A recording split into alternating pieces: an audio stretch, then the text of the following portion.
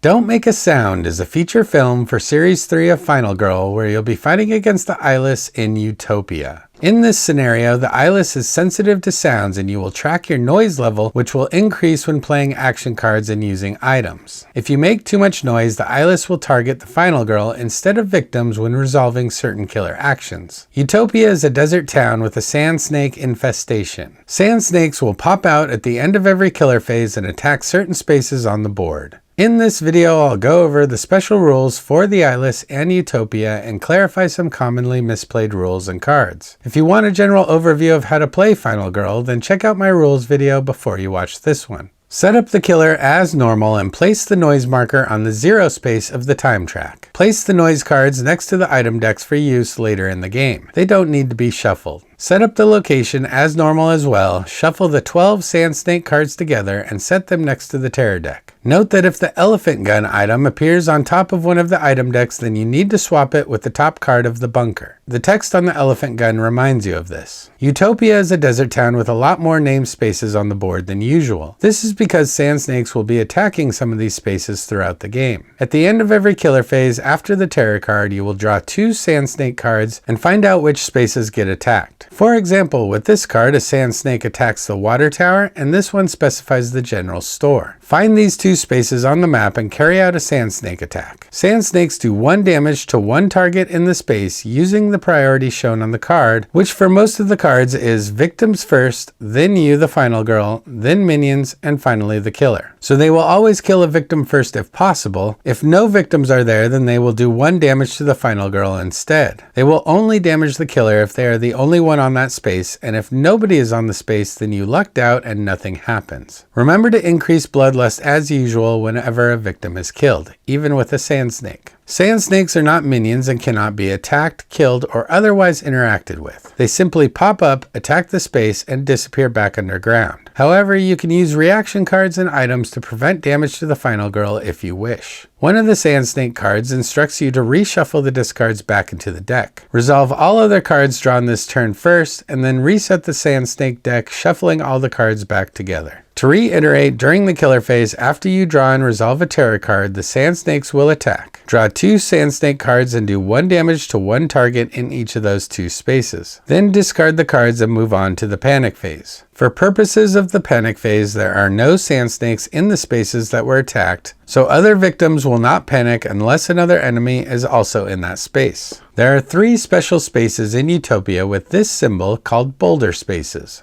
Boulder Spaces are safe from sand snake attacks, and some other cards and items may refer to them. This sand snake card is different from the others and normally attacks the Final Girl's space, no matter where she is. But if you are on a boulder space, you are safe and can discard the card with no effect. Notice the priority on this card is also different. Some spaces in Utopia can suddenly collapse due to terror cards and events. For example, this terror card collapses the crossroads and a random second space. When a space collapses, all victims in that space are immediately killed and bloodlust increases as usual. Then the Final Girl and all enemies in that space take 1 damage, and you can use reaction cards and items to try and prevent this. Anyone remaining in the collapsed space panics until they leave the space. Finally, place a sinkhole token there now that it's empty. For the remainder of the game, nobody can move into or through the collapsed space, and victims can no longer be placed there by other effects. The Eyeless senses loud noises and will sometimes change its targeting based on the noise level. The noise level is tracked with the noise marker on the time track and starts the game at level 0. Every action card you play during the action phase will increase the noise level by 1, regardless of whether you succeed or fail the action card. If you play a close call to reroll dice, then that will also increase the noise level by 1. However, discarding cards to convert partial successes and discarding cards for time don't add to the noise level. Action cards played during other phases, like reaction cards or close calls played during the killer phase, also don't add to the noise level. The noise level will rise during the action phase, but it will not reset back to 0 until the end of the upkeep phase. This is important because the killer will possibly change targets during the killer phase based on the current noise level. Also, certain cards can reduce the noise level, but it can never drop below 0. Using certain items will also add to your noise level. Each time you get a new item, you'll have to assign a noise value to the item and use the noise cards as a reminder during the game. The noise cards are double-sided with one side showing +1 and the other side showing +3. The noise values aren't printed on the item since the Eyeless can be played in other locations besides Utopia. You'll have to assign the noise value on your own by determining which of the following categories the item falls into. Items that are silent have 0 noise value, items that can be heard by others in your space have +1 noise value, and items that can be heard at a distance have +3 noise value. Let's go through these categories one by one and give some examples. Items that can be done silently have no noise increase. Examples include a map, first aid kit, and canteen. Do not put a noise card under these items, and when you use them, the noise level will not increase. Items that could be heard by others near you in the same space will add +1 noise when used. Examples include melee type weapons such as a telescoping pole, crowbar, and pickaxe. Put a +1 noise card reminder under these items, and when you use them, the noise level will increase by 1. This is in addition to the 1 noise generated by the action card played to use them. For instance, if you play a weak attack using the pickaxe, the noise level will increase by 2, 1 for the weak attack and 1 for the pickaxe. Items that can be heard at a distance in other spaces will add +3 noise when used. Examples include gunshots, a whistle, and certain vehicles. Put a +3 noise card under these items, and when you use them, the noise level will increase by 3. This is also in addition to the 1 noise generated by the action card played to use them. Note that items only increase the noise level when used during the action phase. So if you retaliate with a pickaxe during the killer phase, you won't increase the noise level because it's the killer phase and not the action phase.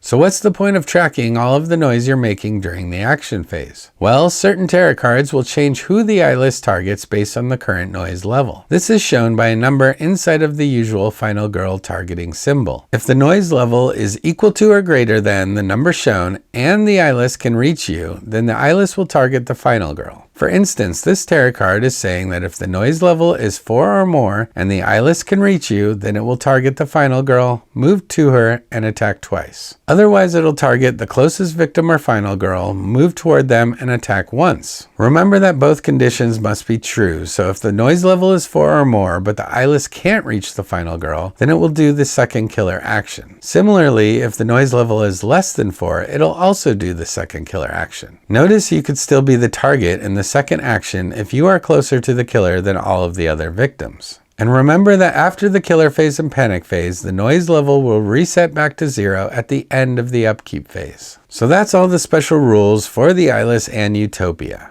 Now I'm going to go over some commonly misplayed rules and cards. First off, the Eyeless has a pretty unique default killer action that targets the closest victim or final girl and moves 1 space. It's not a boot icon, it simply moves 1 space. This is a good time to remind everyone that if a victim is in the Eyeless's space, then they are the closest target and so the Eyeless will not move. The other thing I see asked pretty often is whether victims will panic in the sand snake space after an attack. Remember that sand snakes don't remain on the board and aren't considered enemies, so no, if other victims are in the same space where a sand snake attacked, they will not panic. But if a victim died from a sand snake attack, then victims in the killer space will still panic as normal. The sand snake minis that come in the ultimate box are nice for marking the spaces where they attack, but you really don't need them since they never stay on the board. Alright, and that's how you play Don't Make a Sound. Let me know in the comments what you think of this feature film and how you'd rate it compared to the others in Series 3. If you found this video helpful, please give it a thumbs up and consider subscribing to me on YouTube. If you want to check out more of my videos, then click the links on the screen and maybe you'll find a new game to play.